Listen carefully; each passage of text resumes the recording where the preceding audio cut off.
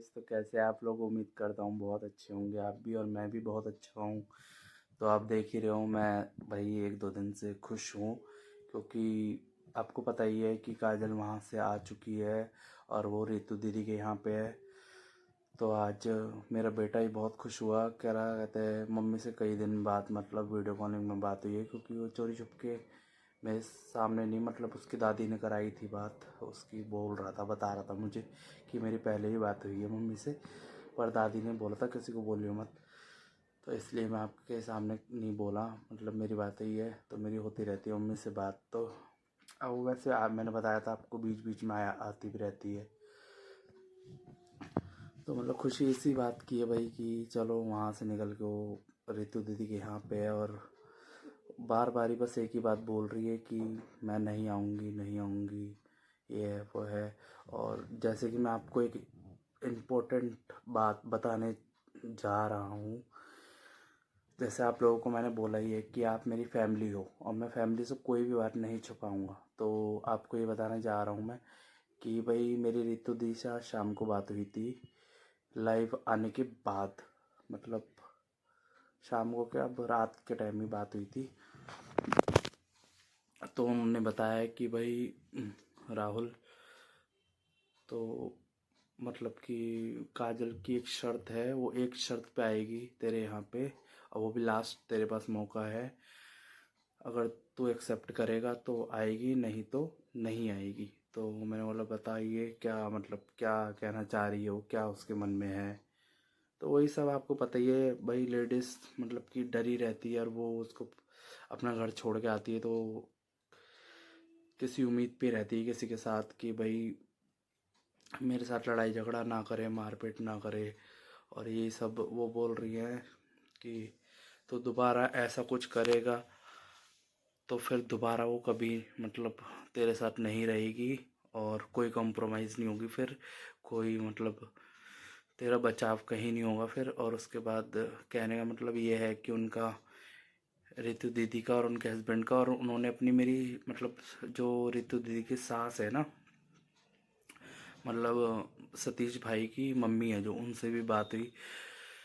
तो वो यही बोल रहे बेटा, कहते हैं ये गलत बात है, औरत पे हाथ नहीं उठाना चाहिए, तेरी बहुत गलत बात है ये। तो तेरे को शर्म महसूस होनी चाहिए इस बात के लिए। तो मैंने कहा जी मेरी तो बहुत गलती है ही, मैं जब भी तो गलती मान रहा हूँ। तो उन्होंने यही बात बोली है कि ठीक है, हमने समझाया काजल को, पर वो हाँ एक्सेप्ट नहीं कर रही है आने के लिए। देखते हम, मना रहे उसे, बोल रहे, समझा भी रहे, बाकी एक ही शर्त पे हो जा रही है। एक तो वो बाबू की वजह से, मतलब दक्ष की वजह से ना, उसका एक कदम उठ रहा है तेरी तरफ आने के लिए।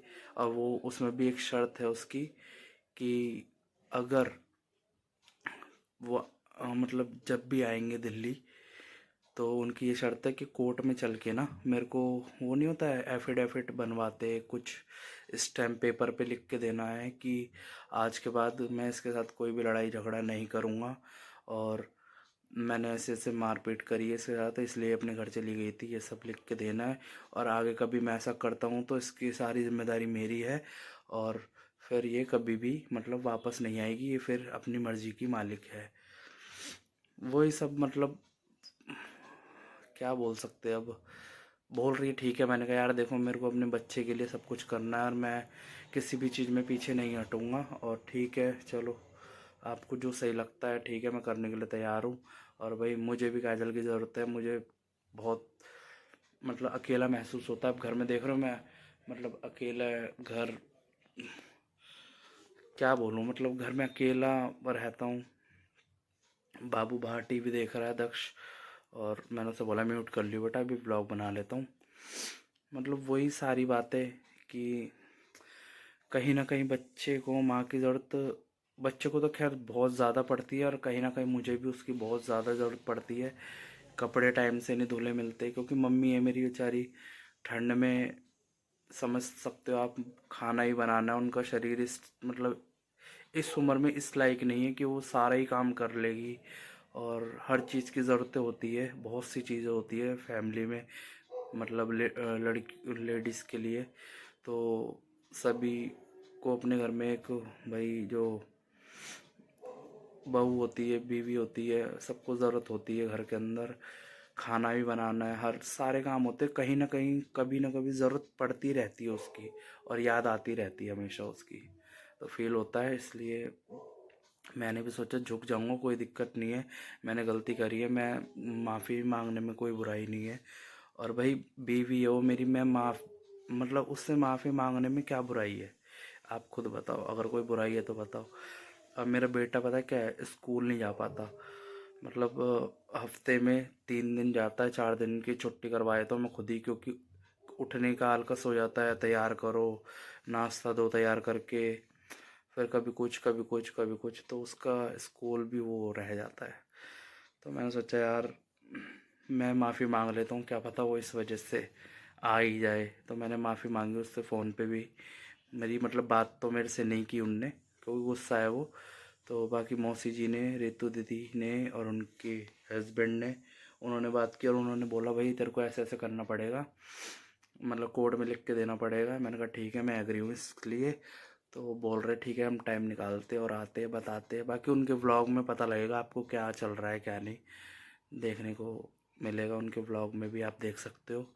और बाकी आप बताना आपकी क्या राय है, मतलब मैं सही हूँ अपनी जगह या गलत हूँ, आप बता सकते हो, मैं कुछ गलत तो नहीं कर रहा हूँ। और जहाँ भी कोई भी मेरी गलती लगे आपको तो आप बता देना प्लीज़।